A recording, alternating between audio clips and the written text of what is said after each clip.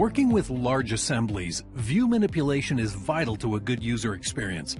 And over the years, SOLIDWORKS worked hard to optimize view manipulations on the screen. For instance, large assembly mode will disable model edges, shadows, real view, and more. The level of detail is set to fast, which removes small components during view changes.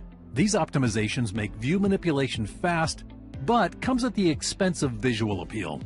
When better visual quality is desired, large assembly mode can be disabled, but graphics performance is sacrificed.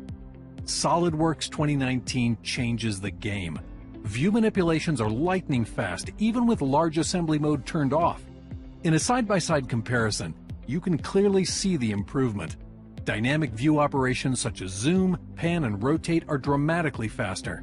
Users see less dropped frames or that chunkiness when rotating large models. More of the graphics calculations are now done on the graphics card, providing much better performance. In fact, SOLIDWORKS now scales with graphics card hardware, allowing users to further accelerate dynamic performance with higher-end graphics cards. The new graphics performance boost in SOLIDWORKS 2019 provides a better user experience when working with large assemblies.